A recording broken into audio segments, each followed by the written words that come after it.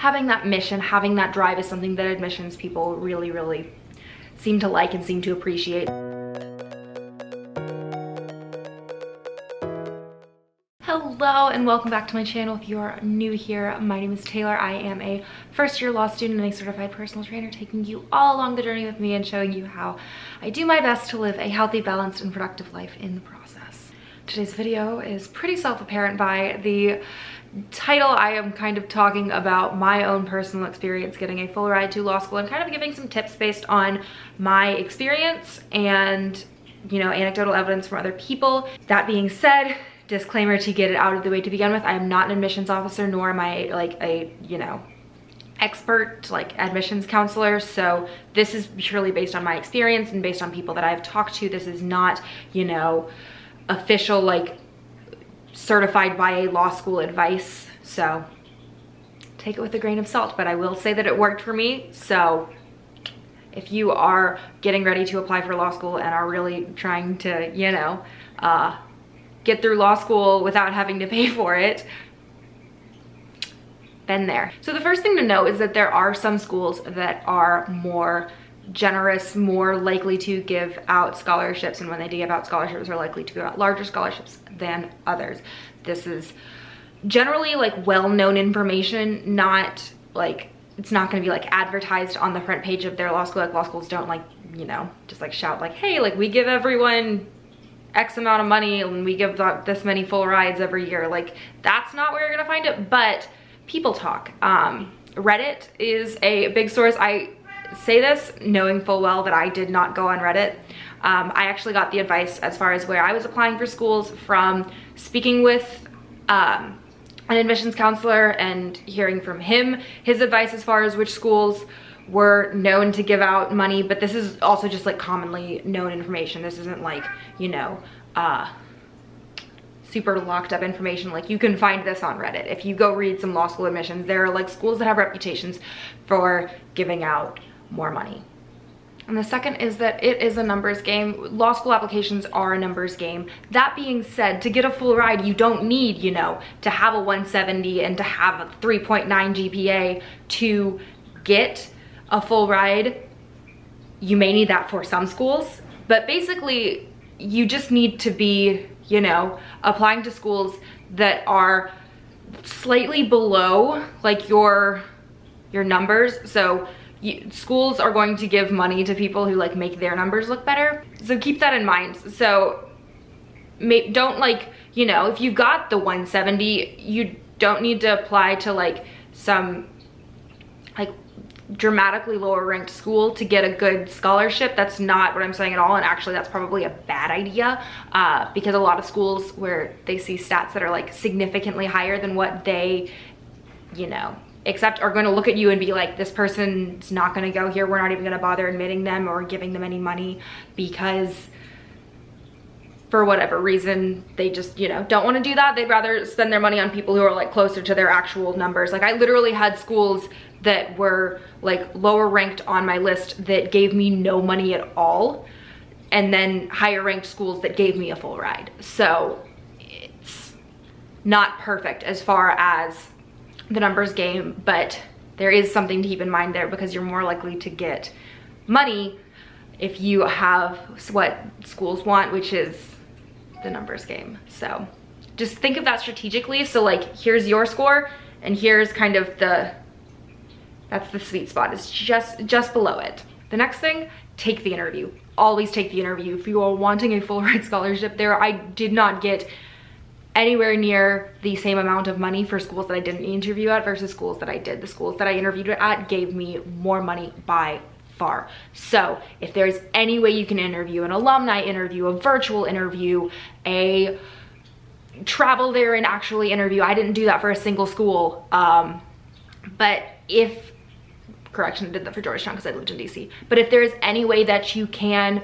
interview with the school, that is a game changer, because that's going to, you know, once again, that's going to bring your application to life. That is going to take your compelling narrative and your little fun, quirky thing on your resume, and it is going to bring all of that, you know, into a person. And whether it's an alumni who's speaking on you, or if you're interviewing with the dean of the school, it is a chance to, you know, give a living, breathing representation of why you want to be at law school and why you are someone that they need to have at their school and will do whatever they can to get you at their school. So interview however you can, whenever you can, everywhere that offers, take them up on it, always.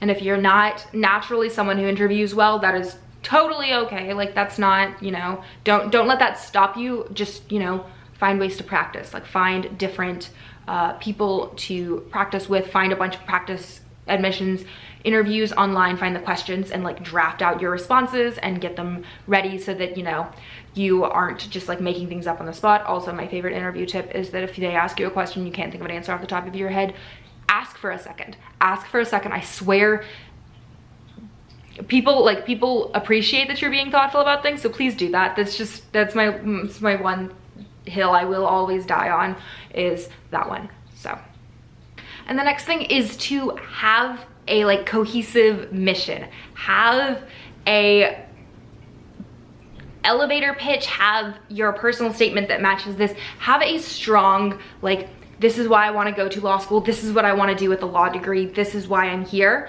and make it compelling. That's something that schools want to hear, and that's something that they like. That is something that I've noticed across like a lot of the people that I know that have gotten full rides from schools, is they have something compelling about them. Not necessarily that they've done something amazing, like they haven't, like, you know, done some huge career things, but they have a really strong, this is what I want to do, this is why I want to do it, this is kind of what I'm doing because I want to be in that space. Having that story, having that mission, having that drive is something that admissions people really seem to like and seem to appreciate. So just figure out what that is, you know, figure out why you're doing this, and make it your narrative in your personal statement, make it your narrative when you talk in an interview. And yeah, this is where it's not going to be super helpful if you're going to law school kind of with this like big law intention of, you know, I just want to go and make money. Not saying you can't like want to work at a law firm and get a good scholarship. That is absolutely not the case, but there needs to be something compelling behind it. Like, it needs to fit into a story, and however you want to craft that story is up to you.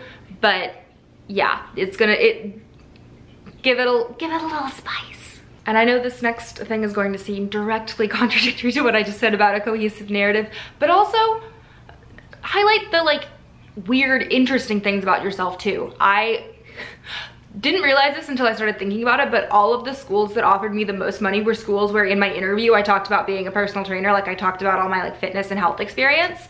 And obviously that's not related to my law school mission at all. That's not tied in, but it makes you memorable. Like, giving yourself something that makes you stand out, and it can be whatever it is that, you know, you do that's interesting or fun, and everyone has something that they can highlight in whatever they do. There's something that you can, you know, have a fun twist on, and highlighting that in your resume and, you know, having that little fun quirk. People like to pick those out, and when you're able to kind of like expound on that and share it and show your passion for that thing too, it helps.